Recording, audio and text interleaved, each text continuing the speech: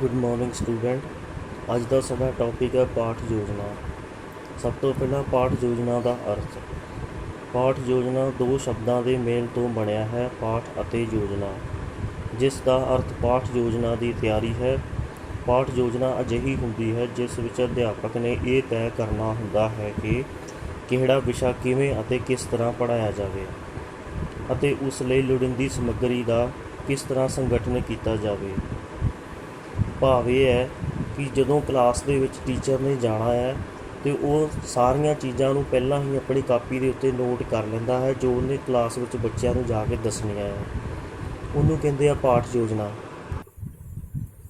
अगे असीं सब तो पहला एक डेफिनेशन करांगे बाइनिंग अते बाइनिंग के शब्दों विच।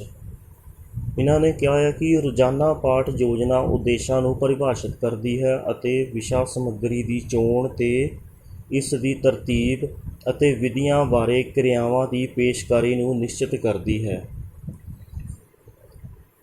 अपनी परिभाषा दे विच इन्होंने कहा है कि जिहड़ी पाठ योजना है वो की करती है, उद्देशां नूं परिभाषित करती है। भाव पाठ नूं पढ़ाउण तो पहला पाठ नूं पढ़ाउण दे जिहड़े उद्देश है वो पहला ही स्पैसीफाई कर दिंदी है। उस तो बाद विषा समग्री की चोण भी करती है कि जिहड़ी भी विषा समग्री या विषा वस्तु क्लास दे विच पढ़ाउणा है उहदे बारे की है उस चीज़ नूं निर्धारित करती है। फिर इस तो बाद उहदी तरतीब नूं करती है कि तरतीब बना के रखती है कि किहड़ी चीज़ किहड़े टाइम ते पढ़ानी है, पहला किहड़ी दसनी है, बाद विच किहड़ी दसनी है। फिर उस तो बाद विधियां बारे क्रियावां की पेशकारी नूं निश्चित करती है, किहड़ी विधि नूं अपना के जिहड़ा है पाठ नूं डिलीवर करना हैगा आ उहदे बारे भी जानकारी दिंदी है। अगे परिभाषा है NL बाजिंग। इन्हां दे अनुसार की है कि पाठ योजना का अर्थ अजिहे निश्चित साधना की व्याख्या तो है जिस द्वारा निश्चित समय विच उद्देशां की प्राप्ति की जाती है। इहदे विच इन्हां ने इस चीज़ पर जोर दिता है कि निश्चित समय विच उद्देशां की प्राप्ति की जाती है, यानी कि पीरियड जिहड़ा हुंदा है वो 40 मिनट का हुंदा है जां 45 मिनट का हुंदा है। उसे दे विच की है पाठ योजना दे विच जो कुछ भी समग्री या विषा वस्तु तैयार की गई हुंदी है अध्यापक के द्वारा वो भी करते हैं कि निश्चित समय दे विच ही जिहड़े उद्देश वगैरह निर्धारित किए हुंदे है उन्हां नूं की है पूरा करन दे लई बच्चों नूं ज्ञान दिंदे है। कि भाव है कि जिहड़े भी उद्देश उन्होंने निर्धारित किए होंगे है पाठ के शुरू के विच उन्हां दी ओह प्राप्ति करते हैं। अगली परिभाषा है अंतरराष्ट्रीय सिक्ख्या शब्दकोश। इस परिभाषा के अनुसार पाठ योजना किसी पाठ की उन्हां जरूरी बिंदुओं की जरूरी रूपरेखा है जिन्हों उस लड़ी विच स्थापित किया जाता है जिस लड़ी विच उन्होंने अध्यापक द्वारा विद्यार्थियों के सामने पेश किया जाता है जां जाना हुंदा है। इहदे विच उन्होंने पहली गल कही है कि जरूरी बिंदुओं की रूपरेखा। जरूरी बिंदु जिहड़े वो हुंदे आ जिहड़े क्लास दे विच बच्चों के नाल टीचर ने डिस्कस करने हुंदे आ, जिन्होंने एक लड़ी दे विच स्थापित किया जाता है। ये उस लड़ी दे विच ही स्थापित किए जाते हैं जिस लड़ी दे विच अध्यापक ने बच्चों सामने पेश करने हैं। अगे है परिभाषावां का निष्कर्ष। उपर जिहड़ियां परिभाषावां दित्तियां गईयां आ उन्हां दे उत्तों निष्कर्ष की निकलदा है। पाठ योजना पूर्व नियोजित योजना है। भाव यह है कि पहला तो ही जिहड़ी है पाठ योजना निर्धारित की जाती है, इस करके इन्हूं पूर्व नियोजित योजना कहा जाता है क्योंकि पाठ नूं पढ़ाउण की योजना पहला तो ही तैयार कर ली जाती है। अगला निष्कर्ष भी निकलदा है अध्यापन बिंदुओं पर केंद्रित हो जाता है, यानी कि अध्यापक ने पहला तो जिहड़े डायरी के उत्ते जां कॉपी के उत्ते नोट किए हुंदे आ बिंदु उन्हां दे अनुसार ही जिहड़ा जमात दे विच पढ़ाउंदा है अध्यापक। जमात विच उचित अध्यापन माहौल बनाउणा है। उचित माहौल तो आपे ही बनेगा जेकर पहला तो ही बिंदु नोट किए होणगे, लड़ीवार बच्चों को पढ़ाया जाएगा तो ये की अध्यापन माहौल जिहड़ा है वधिया बनदा है। अध्यापक पढ़ाउंदे पढ़ाउंदे अपने टॉपिक तो या अपने उप विषय तो भटकदा नहीं है, वो लगातार क्लास दे विच पढ़ाएगा। ਅਗਲਾ ਨਿਸ਼ਕਰਸ਼ ਕੀ ਨਿਕਲਦਾ ਇਹਦੇ 'ਚ ਕਿ ਸਿੱਖਿਆ ਉਦੇਸ਼ਾਂ ਨੂੰ ਪ੍ਰਭਾਵਸ਼ਾਲੀ ਢੰਗ ਨਾਲ ਪ੍ਰਾਪਤ ਕਰਨ ਦਾ ਸਾਧਨ ਹੈ। ਪ੍ਰਭਾਵਸ਼ਾਲੀ ਢੰਗ ਦੇ ਨਾਲ ਕੀ ਹੈ, ਬੱਚਿਆਂ ਨੂੰ ਪੜ੍ਹਾਇਆ ਜਾਂਦਾ ਹੈ, ਕਿਉਂਕਿ ਇਹਦੇ ਵਿੱਚ ਕੋਈ ਵੀ ਆਸੇ ਪਾਸੇ ਦੀ ਕੋਈ ਗੱਲਬਾਤ ਨਹੀਂ ਕੀਤੀ ਜਾਂਦੀ। ਜਿਹੜੀ ਪਹਿਲਾਂ ਤੋਂ ਹੀ ਆਪਣੇ ਵਿਸ਼ਾ ਵਸਤੂ ਦੀ ਸਮੱਗਰੀ ਤਿਆਰ ਕੀਤੀ ਹੁੰਦੀ ਆ, ਉਹਨੂੰ ਕੀ ਆ ਜਮਾਤ ਦੇ ਵਿੱਚ ਅਧਿਆਪਕ ਪੜ੍ਹਾਉਂਦਾ ਹੈ। ਅਗਲਾ ਨਿਸ਼ਕਰਸ਼ ਇਹ ਨਿਕਲਦਾ ਹੈ ਕਿ ਇਹ ਇੱਕ ਅਜਿਹੀ ਯੋਜਨਾ ਹੈ ਕਿ ਜਿਸ ਨੇ ਇਹ ਦੱਸਣਾ ਹੁੰਦਾ ਹੈ ਕਿ ਅਧਿਆਪਕ ਨੇ ਜਮਾਤ ਵਿੱਚ ਕੀ ਪੜ੍ਹਾਉਣਾ ਹੈ। ਯਾਨੀ ਕਿ ਇਹ ਪਹਿਲਾਂ ਤੋਂ ਚੀਜ਼ ਡਿਸਾਈਡ ਹੋ ਜਾਂਦੀ ਹੈ ਕਿ ਉਹਨਾਂ ਨੇ ਕਿਹੜੀਆਂ ਕਿਹੜੀਆਂ ਗੱਲਾਂ ਕਲਾਸ ਵਿੱਚ ਪੜ੍ਹਾਉਣੀਆਂ, ਕਿਹੜਾ ਕਿਹੜਾ ਵਿਸ਼ਾ ਵਸਤੂ ਕਲਾਸ ਦੇ ਵਿੱਚ ਦੱਸਣਾ ਹੈ। ਇੱਕ ਇਹ ਚੀਜ਼ ਤੁਸੀਂ ਯਾਦ ਰੱਖਣੀ ਹੈ ਕਿ ਜਦੋਂ ਵੀ ਤੁਹਾਨੂੰ ਲੌਂਗ ਕੁਐਸਚਨ ਆਉਂਦਾ ਹੈ ਅਤੇ ਉਹਦੇ ਵਿੱਚ ਤੁਸੀਂ ਸਭ ਤੋਂ ਪਹਿਲਾਂ ਇੰਟਰੋਡਕਸ਼ਨ ਦੇਣੀ ਹੈ, ਫਿਰ ਉਹਦਾ ਮੀਨਿੰਗ ਦੇਣਾ ਹੈ, ਅਰਥ ਦੇਣਾ ਹੈ, ਫਿਰ ਉਸ ਤੋਂ ਬਾਅਦ ਜੋ ਉਹਨਾਂ ਨੇ ਲੈਂਥ ਦੇ ਵਿੱਚ ਪੁੱਛਿਆ ਹੈਗਾ ਆ ਉਹਦੇ ਬਾਰੇ ਗੱਲ ਸ਼ੁਰੂ ਕਰਨੀ ਹੈ। ਪਰਿਭਾਸ਼ਾਵਾਂ ਤੋਂ ਬਾਅਦ ਹਮੇਸ਼ਾ ਨਿਸ਼ਕਰਸ਼ ਜ਼ਰੂਰ ਕੱਢਣਾ ਹੈ। ਨਿਸ਼ਕਰਸ਼ ਤੋਂ ਬਾਅਦ ਫਿਰ ਜੋ ਲੌਂਗ ਦੇ ਵਿੱਚ ਪੁੱਛੀ ਗਈ ਹੁੰਦੀ ਹੈ ਗੱਲ, ਉਹਦੇ ਬਾਰੇ ਚਰਚਾ ਅਸੀਂ ਕਰਨੀ ਹੁੰਦੀ ਹੈ। ਨੈਕਸਟ ਅਸੀਂ ਇਹਦੇ ਵਿੱਚ ਦੇਵਾਂਗੇ ਕਿ ਜਿਹੜੀ ਪਾਠ ਯੋਜਨਾ ਆ ਉਹ 3 ਤੱਤਾਂ ਦੇ ਨਾਲ ਸੰਬੰਧਿਤ ਹੁੰਦੀ ਹੈ। ਸਭ ਤੋਂ ਪਹਿਲੀ ਗੱਲ ਇਹਦੇ 'ਚ ਇਹ ਹੁੰਦੀ ਹੈ ਕਿ ਵਿਦਿਆਰਥੀਆਂ ਨੂੰ ਕੀ ਸਿਖਾਉਣਾ ਹੈ। ਪਾਠ ਯੋਜਨਾ ਦੇ ਵਿੱਚ ਟੀਚਰ ਇਹ ਚੀਜ਼ ਦੇਖਦਾ ਹੈ ਕਿ ਬੱਚਿਆਂ ਨੂੰ ਅਸੀਂ ਜਮਾਤ ਵਿੱਚ ਜਾ ਕੇ ਕੀ ਸਿਖਾਉਣਾ ਹੈ, ਬੱਚਿਆਂ ਦਾ ਕੀ ਆ ਮਾਈਂਡ ਲੈਵਲ ਕਿੰਨਾ ਕੁ ਹੈਗਾ ਆ, ਬੱਚਿਆਂ ਦੇ ਜਮਾਤ ਦਾ ਪੱਧਰ ਕਿਹੜਾ ਹੈਗਾ ਆ, ਕਿ ਉਹ ਫਸਟ ਕਲਾਸ ਦੇ ਬੱਚੇ ਆ ਜਾਂ ਸੈਕਿੰਡ ਕਲਾਸ ਦੇ ਬੱਚੇ ਆ ਜਾਂ ਥਰਡ ਕਲਾਸ ਦੇ ਬੱਚੇ ਆ। ਅਸੀਂ ਉਹਨਾਂ ਨੂੰ ਉਹਨਾਂ ਦੇ ਲੈਵਲ ਦੇ ਹੋ ਕੇ ਸਿਖਾਉਣਾ ਹੈ ਕਿ ਮਤਲਬ ਇਸ ਤਰ੍ਹਾਂ ਦੇ ਟੌਪਿਕ ਲੈਣੇ ਆ, ਇਸ ਤਰ੍ਹਾਂ ਦਾ ਵਿਸ਼ਾ ਵਸਤੂ ਲੈਣਾ ਆ, ਇਸ ਤਰ੍ਹਾਂ ਦੇ ਉਪ ਵਿਸ਼ੇ ਲੈਣੇ ਆ ਕਿ ਜਿਹਦੇ ਵਿੱਚ ਉਹਨਾਂ ਦਾ ਮਾਈਂਡ ਲੈਵਲ ਬਰਾਬਰ ਦਾ ਹੋਵੇ। ਇਹ ਨਾ ਹੋਵੇ ਕਿ ਅਸੀਂ 6ਵੀਂ ਕਲਾਸ ਦੇ ਵਿੱਚ ਜਾ ਰਹੇ ਹਾਂ ਅਤੇ ਅਸੀਂ ਜਿਹੜਾ ਕੰਟੈਂਟ ਹੈ ਆਪਣੇ ਨਾਲ 9ਵੀਂ ਕਲਾਸ ਦਾ ਜਾਂ 10ਵੀਂ ਕਲਾਸ ਦਾ ਲੈ ਜਾਈਏ। ਠੀਕ ਆ, ਬੱਚਿਆਂ ਦੇ ਲੈਵਲ ਦਾ ਹੋ ਕੇ ਬੱਚਿਆਂ ਦੇ ਜੋ ਬੱਚਾ ਕੇਂਦਰਿਤ ਸਿੱਖਿਆ ਆ ਅਸੀਂ ਉਹੀ ਦੇਣੀ ਹੈ। ਅਸੀਂ ਉਸੇ ਤਰ੍ਹਾਂ ਦਾ ਕੰਟੈਂਟ ਨਾਲ ਲੈ ਕੇ ਜਾਵਾਂਗੇ ਜਿਸ ਤਰ੍ਹਾਂ ਦੇ ਬੱਚੇ ਹੈਗੇ ਆ ਕਲਾਸ ਦੇ ਵਿੱਚ। ਫਿਰ ਅਗਲੀ ਗੱਲ ਇਹਦੇ ਵਿੱਚ ਆ ਜਾਂਦੀ ਹੈ ਕਿ ਕਿਹੜੀਆਂ ਸਿੱਖਣ ਸਿਖਾਉਣ ਕਿਰਿਆਵਾਂ ਵਰਤੀਆਂ ਜਾਣਗੀਆਂ। ਯਾਨੀ ਕਿ ਜਦੋਂ ਜਮਾਤ ਦੇ ਵਿੱਚ ਅਧਿਆਪਕ ਚਲਾ ਗਿਆ ਅਤੇ ਫਿਰ ਅਧਿਆਪਕ ਨੇ ਇਹ ਦੇਖਣਾ ਹੈ ਕਿ ਉਸਨੇ ਕੀ ਸਿਖਾਉਣਾ ਹੈ ਅਤੇ ਕਿਹੜੀਆਂ ਵਿਧੀਆਂ ਦੇ ਦੁਆਰਾ ਸਿਖਾਉਣਾ ਆ, ਕਿਹੜੀਆਂ ਕਿਹੜੀਆਂ ਕਿਰਿਆਵਾਂ ਬੱਚਿਆਂ ਕੋਲ ਕਰਵਾਉਣੀਆਂ, ਕਿਹੜੀਆਂ ਕਿਹੜੀਆਂ ਕਿਰਿਆਵਾਂ ਉਹਨਾਂ ਨੇ ਆਪ ਕਰਨੀਆਂ ਆ ਟੀਚਰ ਨੇ। ਇਹ ਸਾਰੀਆਂ ਕਿਰਿਆਵਾਂ ਨੂੰ ਉਹ ਪਹਿਲਾਂ ਤੋਂ ਹੀ ਆਪਣੀ ਪਾਠ ਯੋਜਨਾ ਦੇ ਵਿੱਚ ਨੋਟ ਕਰ ਲੈਂਦਾ ਹੈਗਾ। ਫਿਰ ਅਗਲੀ ਗੱਲ ਹੈ ਸਮਝ ਦੇ ਪੱਧਰ ਦਾ ਮੁਲਾਂਕਣ ਕਿਵੇਂ ਕੀਤਾ ਜਾ ਸਕਦਾ ਹੈ।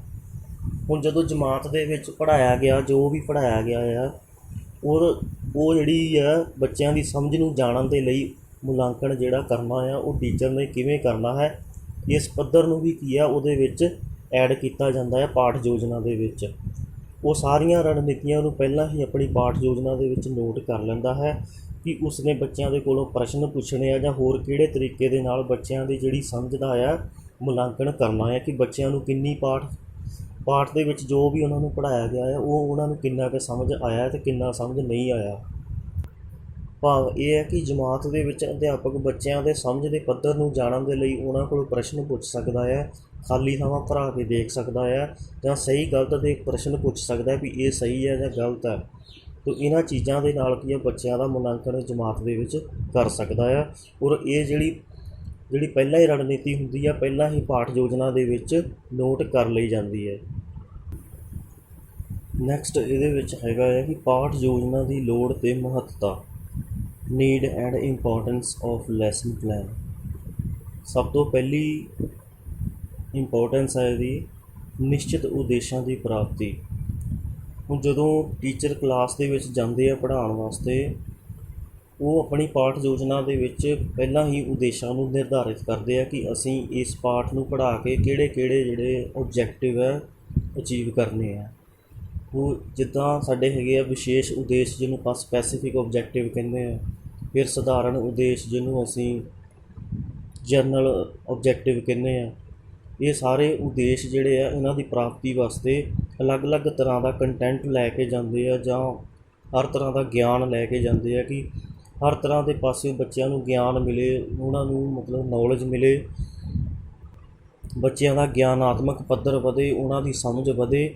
ਇਹ ਸਾਰੇ ਓਬਜੈਕਟਿਵ ਕੀ ਹੈ ਕਲਾਸ ਦੇ ਵਿੱਚ ਅਚੀਵ ਕੀਤੇ ਜਾਂਦੇ ਆ ਅਧਿਆਪਕ ਦੇ ਦੁਆਰਾ। ਨੈਕਸਟ ਪੁਆਇੰਟ ਹੈ ਅਧਿਐਨ ਸਮੱਗਰੀ ਦੇ ਸੰਗਠਨ ਵਿੱਚ ਸਹਾਇਕ।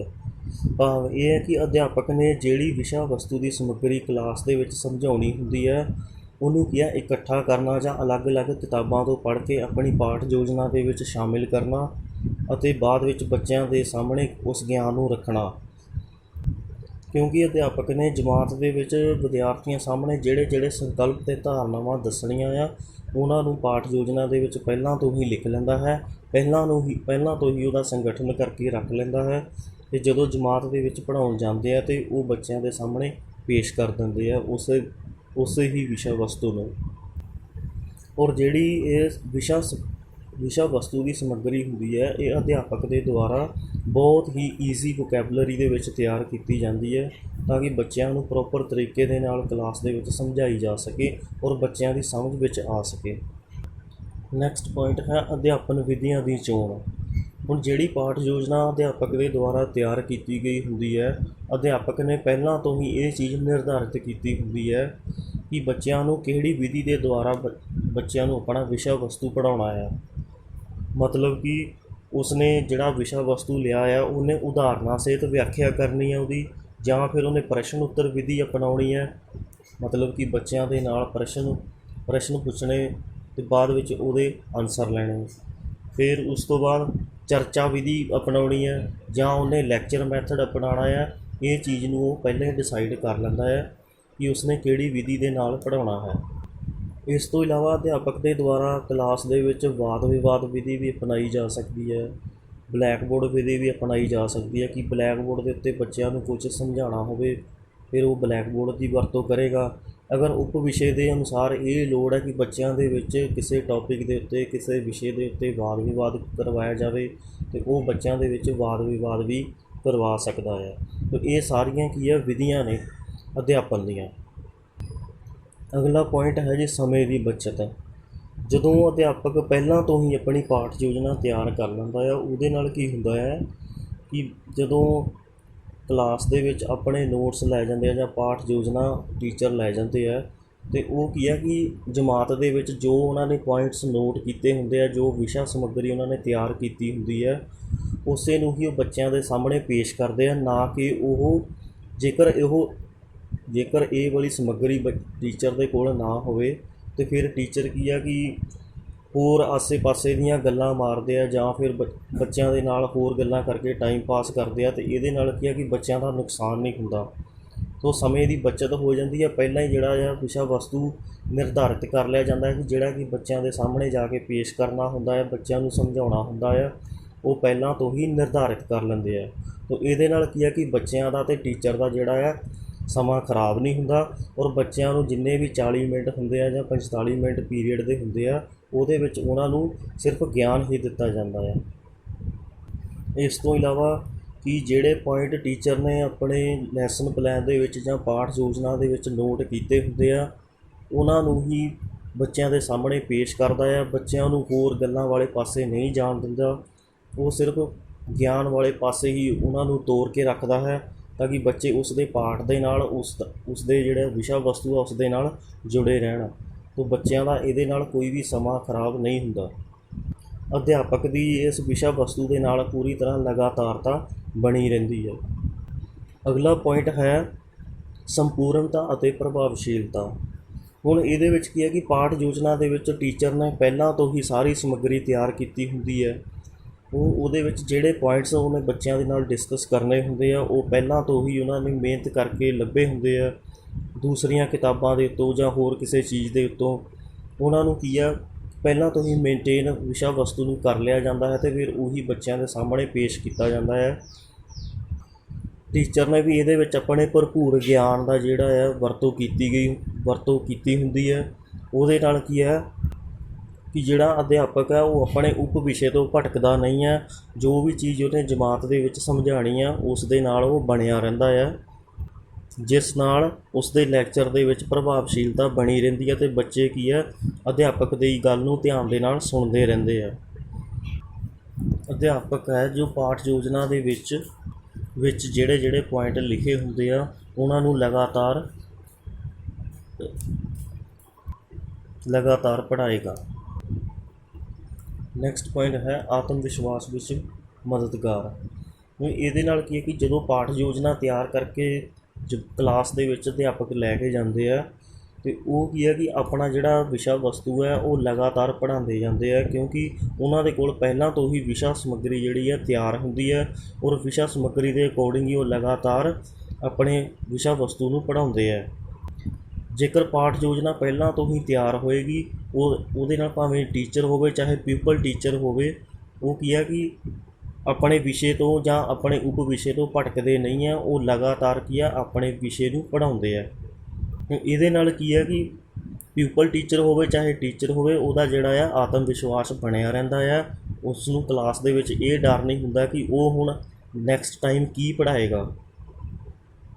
ਸੋ ਪਾਠ ਯੋਜਨਾ ਹੈ ਜਿਹੜੀ ਉਹ ਕੀ ਹੈ ਟੀਚਰ ਦੀ ਆਤਮ ਵਿਸ਼ਵਾਸ ਵਿੱਚ ਮਦਦਗਾਰ ਸਾਬਿਤ ਹੁੰਦੀ ਹੈ। ਨੈਕਸਟ ਪੁਆਇੰਟ ਹੈ ਢੁਕਵਾਂ ਅਧਿਆਪਨ ਮਾਹੌਲ। ਹੁਣ ਜਦੋਂ ਪਾਠ ਯੋਜਨਾ ਤਿਆਰ ਕੀਤੀ ਗਈ ਹੁੰਦੀ ਆ ਉਹਦੇ ਵਿੱਚ ਕੀ ਹੈ ਕਿ ਪਹਿਲਾਂ ਤੋਂ ਹੀ ਸਾਰਾ ਜਿਹੜਾ ਵਿਸ਼ਾ ਵਸਤੂ ਹੈ ਐਡ ਕਰ ਲਿਆ ਜਾਂਦਾ ਹੈ, ਅਤੇ ਜਦੋਂ ਲਗਾਤਾਰ ਕਲਾਸ ਦੇ ਵਿੱਚ ਅਧਿਆਪਕ ਪੜ੍ਹਾਉਂਦਾ ਹੈ ਤਾਂ ਉਹਦੇ ਨਾਲ ਕੀ ਹੈ ਟੀਚਿੰਗ ਲਰਨਿੰਗ ਐਨਵਾਇਰਨਮੈਂਟ ਜਿਹੜਾ ਹੈ ਵਧੀਆ ਬਣਦਾ ਹੈ।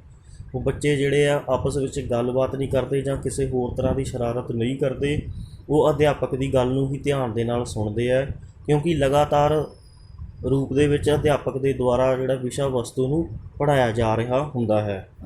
ਇਸ ਕਰਕੇ ਉਹ ਕਿਸੇ ਵੀ ਪ੍ਰਕਾਰ ਦੀ ਸ਼ਰਾਰਤ ਨਹੀਂ ਕਰਦੇ ਅਤੇ ਨਾ ਹੀ ਉਹਨਾਂ ਨੂੰ ਸ਼ਰਾਰਤ ਕਰਨ ਦਾ ਮੌਕਾ ਮਿਲਦਾ ਹੈ, ਅਤੇ ਇਸ ਨਾਲ ਟੀਚਿੰਗ ਲਰਨਿੰਗ ਐਨਵਾਇਰਨਮੈਂਟ ਜਿਹੜਾ ਆ ਵਧੀਆ ਬਣਿਆ ਰਹਿੰਦਾ ਹੈ ਕਲਾਸ ਦੇ ਵਿੱਚ।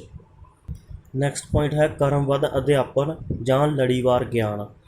ਪਾਠ ਯੋਜਨਾ ਦੇ ਵਿੱਚ ਜਿਹੜਾ ਆ ਬੱਚਿਆਂ ਨੂੰ ਲੜੀਵਾਰ ਗਿਆਨ ਮਿਲਦਾ ਆ, ਕਿਉਂਕਿ ਇਹਦੇ ਵਿੱਚ ਲੜੀਵਾਰ ਰੂਪ ਦੇ ਵਿੱਚ ਪੁਆਇੰਟਸ ਲਿਖੇ ਹੁੰਦੇ ਆ, ਵਿਸ਼ਾ ਵਸਤੂ ਲਿਖਿਆ ਹੁੰਦਾ ਆ, ਉਸ ਤੋਂ ਦੇਖ ਕੇ ਅਧਿਆਪਕ ਨੇ ਆਪਣਾ ਅਧਿਆਪਨ ਕਰਨਾ ਹੁੰਦਾ ਹੈ। ਕਰਮਬੱਧ ਰੂਪ ਦੇ ਵਿੱਚ ਬੱਚਿਆਂ ਨੂੰ ਗਿਆਨ ਦਿੱਤਾ ਜਾਂਦਾ ਹੈ ਔਰ ਉਸ ਨੂੰ ਇੱਕ ਲੜੀ ਦੇ ਵਿੱਚ ਪਰੋ ਕੇ ਬੱਚਿਆਂ ਦੇ ਸਾਹਮਣੇ ਪੇਸ਼ ਕੀਤਾ ਜਾਂਦਾ ਹੈ। ਉਹ ਇਸ ਦੇ ਵਿੱਚ ਆਪਣੇ ਉਪ ਵਿਸ਼ੇ ਤੋਂ ਭਟਕਣ ਦਾ ਕੋਈ ਵੀ ਜਿਹੜਾ ਆ ਮੌਕਾ ਨਹੀਂ ਮਿਲਦਾ। ਬੱਚੇ ਜਿਹੜੇ ਆ ਆਪਣੇ ਗਿਆਨ ਦੇ ਨਾਲ ਜੋ ਅਧਿਆਪਕ ਦੇ ਦੁਆਰਾ ਦਿੱਤਾ ਜਾ ਰਿਹਾ ਹੁੰਦਾ ਉਹਦੇ ਨਾਲ ਜੁੜੇ ਰਹਿੰਦੇ ਆ ਲਗਾਤਾਰ ਰੂਪ ਦੇ ਵਿੱਚ। ਜਮਾਤ ਦੇ ਵਿੱਚ ਇਹ ਨਹੀਂ ਕਿ ਅਧਿਆਪਕ ਪਹਿਲਾਂ ਅਗਰ ਮੰਨ ਲਓ ਕਹਾਣੀ ਪੜ੍ਹਾ ਰਿਹਾ ਹੈਗਾ ਅਤੇ ਪਹਿਲਾਂ ਉਹਨੇ ਪਹਿਲਾ ਪੜਾਅ ਪੜ੍ਹਾਇਆ, ਫਿਰ ਉਸ ਤੋਂ ਬਾਅਦ ਉਹਨੇ ਤੀਸਰਾ ਪੜ੍ਹਾਇਆ ਅਤੇ ਫਿਰ ਉਸ ਤੋਂ ਬਾਅਦ ਪੰਜਵਾਂ ਪੜਾਅ ਪੜ੍ਹਾ ਦਿੱਤਾ। ਇਸ ਤਰ੍ਹਾਂ ਨਹੀਂ ਹੁੰਦਾ, ਉਸ ਨੂੰ ਲੜੀਬੱਧ ਰੂਪ ਦੇ ਵਿੱਚ ਬੱਚਿਆਂ ਦੇ ਸਾਹਮਣੇ ਪੇਸ਼ ਕੀਤਾ ਜਾਂਦਾ ਹੈ ਅਤੇ ਸਮਝਾਇਆ ਜਾਂਦਾ ਹੈ। ਨੈਕਸਟ ਪੁਆਇੰਟ ਹੈ ਵਿਦਿਆਰਥੀਆਂ ਦੀਆਂ ਸਮੱਸਿਆਵਾਂ ਦਾ ਹੱਲ।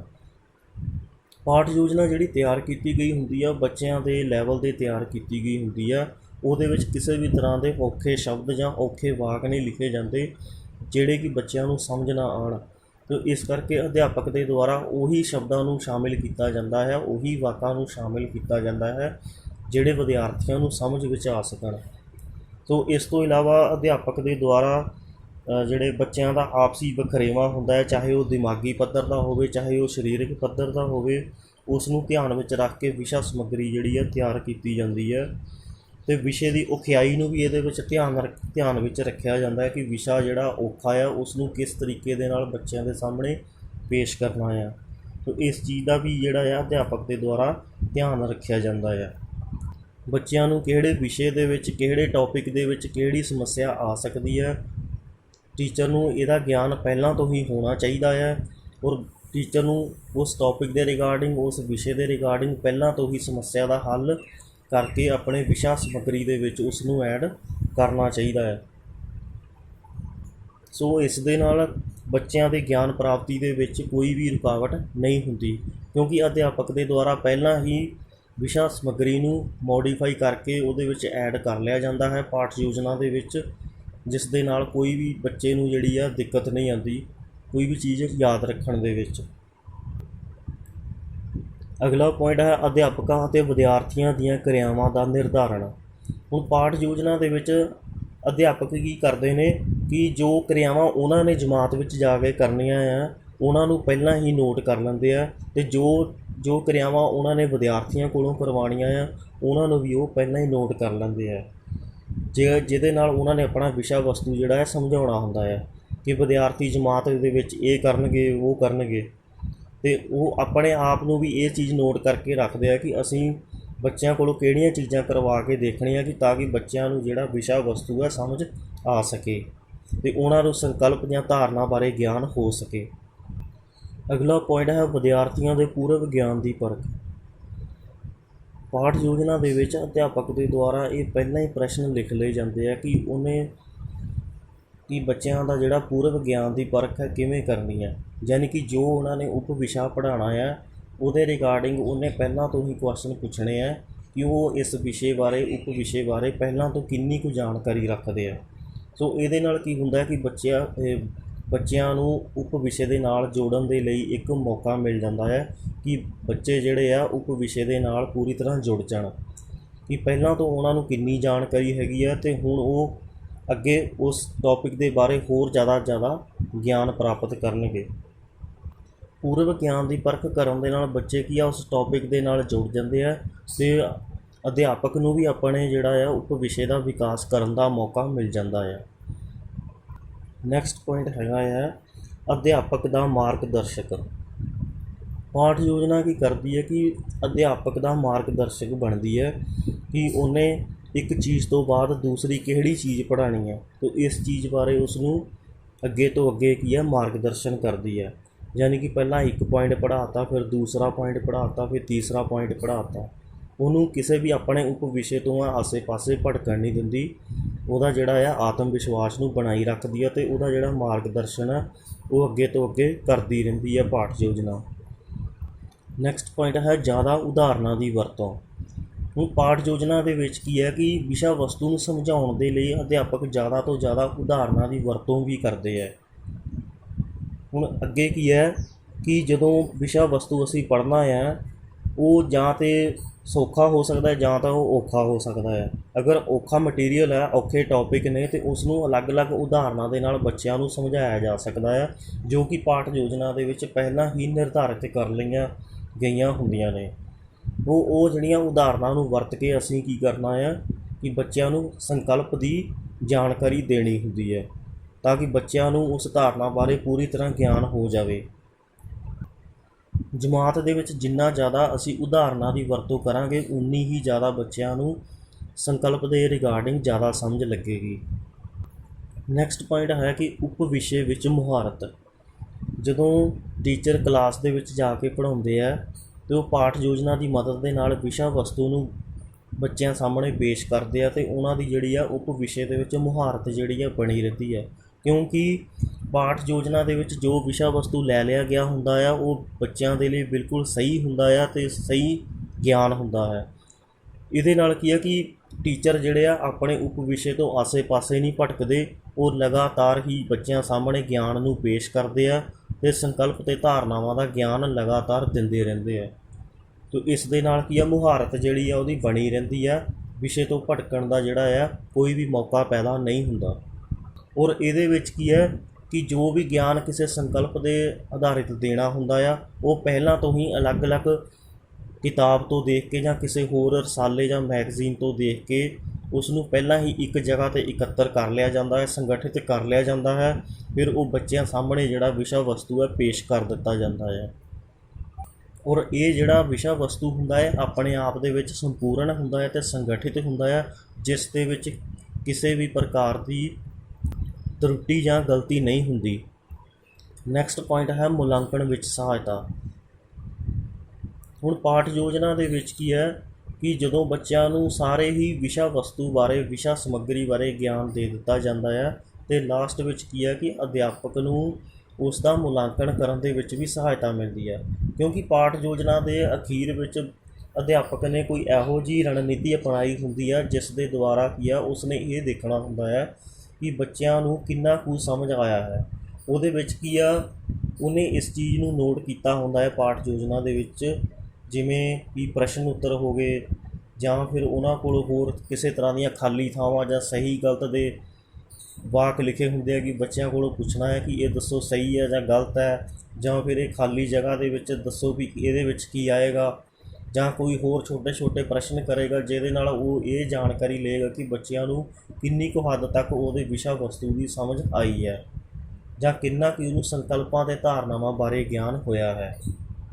ਇਸ ਦੇ ਨਾਲ ਕੀ ਹੈ ਕਿ ਅਧਿਆਪਕ ਨੂੰ ਜਮਾਤ ਦੇ ਵਿੱਚ ਹੀ ਇਸ ਚੀਜ਼ ਦਾ ਗਿਆਨ ਹੋ ਜਾਂਦਾ ਹੈ ਕਿ ਉਸ ਦੇ ਦੁਆਰਾ ਜੋ ਵੀ ਵਿਸ਼ਾ ਵਸਤੂ ਪੜ੍ਹਾਇਆ ਗਿਆ ਹੈ ਉਸ ਦੇ ਬਾਰੇ ਬੱਚਿਆਂ ਨੂੰ ਕਿੰਨਾ ਕੁ ਜ਼ਿਆਦਾ ਗਿਆਨ ਹੋਇਆ ਹੈ। ਇਸ ਚੀਜ਼ ਦਾ ਉਸ ਨੂੰ ਜਮਾਤ ਦੇ ਵਿੱਚ ਹੀ ਪਤਾ ਚੱਲ ਜਾਂਦਾ ਹੈ। ਫਿਰ ਇਸ ਤੋਂ ਬਾਅਦ ਜਦੋਂ ਉਸ ਨੂੰ ਇਸ ਚੀਜ਼ ਬਾਰੇ ਪਤਾ ਲੱਗ ਜਾਏ ਕਿ ਬੱਚਿਆਂ ਨੂੰ ਇਸ ਚੀਜ਼ ਬਾਰੇ ਨਹੀਂ ਪਤਾ ਲੱਗਾ ਤਾਂ ਉਹ ਕੁਝ ਧਾਰਨਾਵਾਂ ਜਾਂ ਕੁਝ ਸੰਕਲਪਾਂ 'ਤੇ ਉਹ ਬੱਚਿਆਂ ਨੂੰ ਦੁਬਾਰਾ ਤੋਂ ਉਹਦੀ ਸਮੀਖਿਆ ਦੇ ਸਕਦਾ ਹੈ ਕਿ ਇਸ ਚੀਜ਼ ਦਾ ਅਰਥ ਇਹ ਹੈ ਅਤੇ ਇਸ ਚੀਜ਼ ਦਾ ਅਰਥ ਇਹ ਹੈ। ਔਰ ਅਸੀਂ ਲਾਸਟ ਵਿੱਚ ਇਹਦਾ ਲਿਖਣਾ ਹੈ ਨਿਸ਼ਕਰਸ਼। ਹੁਣ ਕੋਈ ਵੀ ਆਪਾਂ ਲੌਂਗ ਆਪਾਂ ਆਨਸਰ ਲਿਖਦੇ ਹਾਂ ਅਤੇ ਉਹਦੇ ਵਿੱਚ ਬਾਅਦ ਵਿੱਚ ਅਸੀਂ ਨਿਸ਼ਕਰਸ਼ ਜ਼ਰੂਰ ਲਿਖਦੇ ਹਾਂ। ਨਿਸ਼ਕਰਸ਼ ਵਿੱਚ ਤੁਸੀਂ ਲਿਖਣਾ ਹੈ ਕਿ ਪਾਠ ਯੋਜਨਾ ਜਿਹੜੀ ਆ ਅਧਿਆਪਕ ਲਈ ਸਭ ਤੋਂ ਜ਼ਿਆਦਾ ਲਾਭਦਾਇਕ ਹੁੰਦੀ ਹੈ ਅਤੇ ਜਮਾਤ ਵਿੱਚ ਜਿਹੜਾ ਅਧਿਆਪਨ ਦਾ ਢੁਕਵਾਂ ਜਿਹੜਾ ਵਾਤਾਵਰਨ ਕਾਇਮ ਕਰਨ ਦੇ ਲਈ ਪਾਠ ਯੋਜਨਾ ਬਹੁਤ ਜ਼ਰੂਰੀ ਹੁੰਦੀ ਹੈ। ਜੇਕਰ ਪਾਠ ਯੋਜਨਾ ਜੇਕਰ ਅਧਿਆਪਕ ਜਮਾਤ ਵਿੱਚ ਤਿਆਰ ਕਰਕੇ ਨਹੀਂ ਲੈ ਕੇ ਜਾਂਦਾ ਤਾਂ ਉਹ ਉਪ ਵਿਸ਼ੇ ਦੇ ਨਾਲ ਨਿਆਂ ਨਹੀਂ ਹੋਵੇਗਾ। ਅਤੇ ਜਮਾਤ ਵਿੱਚ ਬੱਚਿਆਂ ਦੀ ਇਕਾਗਰਤਾ ਨੂੰ ਬਣਾਈ ਰੱਖਣ ਦੇ ਲਈ ਪਾਠ ਯੋਜਨਾ ਬਹੁਤ ਜ਼ਰੂਰੀ ਹੈ, ਕਿਉਂਕਿ ਪਾਠ ਯੋਜਨਾ ਦੇ ਨਾਲ ਬੱਚਿਆਂ ਦੀ ਜਿਹੜੀ ਇਕਾਗਰਤਾ ਹੈ ਉਹ ਲਗਾਤਾਰ ਬਣੀ ਰਹਿੰਦੀ ਹੈ ਅਤੇ ਅਧਿਆਪਕ ਦੇ ਵੱਲ ਉਹਦਾ ਧਿਆਨ ਰਹਿੰਦਾ ਹੈ ਬੱਚਿਆਂ ਦਾ। ਬੱਚੇ ਜਿਹੜੇ ਆ ਉਪ ਵਿਸ਼ੇ ਦੇ ਨਾਲ ਜੁੜੇ ਰਹਿੰਦੇ ਆ। ਅਤੇ ਅੱਗੇ ਲਿਖ ਦੇਣਾ ਹੈਗਾ ਆ ਕਿ ਪਾਠ ਯੋਜਨਾ ਦੇ ਨਾਲ ਢੁਕਵਾਂ ਵਾਤਾਵਰਨ ਜਮਾਤ ਦੇ ਵਿੱਚ ਬਣਦਾ ਆ। ਇਹਦੇ ਵਿੱਚ ਮਨੋਵਿਗਿਆਨਿਕ ਅਧਿਆਪਨ ਹੁੰਦਾ ਆ, ਜਿਹੜਾ ਵਿਸ਼ਾ ਵਸਤੂ ਹੁੰਦਾ ਆ ਉਹ ਸੀਮਿਤ ਹੁੰਦਾ ਆ। ਇਹਦੇ ਵਿੱਚ ਕੀ ਹੈ ਕਿ ਢੁਕਵੀਂ ਅਧਿਆਪਨ ਸਮੱਗਰੀ ਦੀ ਚੋਣ ਹੁੰਦੀ ਹੈ। ਇਹ ਜਿਹੜਾ ਪਾਠ ਯੋਜਨਾ ਹੁੰਦੀ ਹੈ ਇਹ ਪੂਰਵ ਗਿਆਨ 'ਤੇ ਆਧਾਰਿਤ ਹੁੰਦੀ ਹੈ ਅਤੇ ਇਹਦੇ ਵਿੱਚ ਕਿਰਿਆਵਾਂ ਦਾ ਨਿਰਧਾਰਨ ਜਿਹੜਾ ਆ ਉਹ ਪਹਿਲਾਂ ਤੋਂ ਹੀ ਕੀਤਾ ਜਾਂਦਾ ਹੈ ਅਤੇ ਜਿਹਦੇ ਨਾਲ ਕੀ ਹੈ ਕਿ ਅਧਿਆਪਨ ਦੇ ਹੁਨਰਾਂ ਦਾ ਵਿਕਾਸ ਵੀ ਹੁੰਦਾ ਆ ਅਤੇ ਬੱਚੇ ਜਿਹੜੇ ਆ ਸੰਕਲਪਾਂ ਅਤੇ ਧਾਰਨਾਵਾਂ ਦੇ ਨਾਲ ਚੰਗੀ ਤਰ੍ਹਾਂ ਸਿੱਖਦੇ ਹਨ।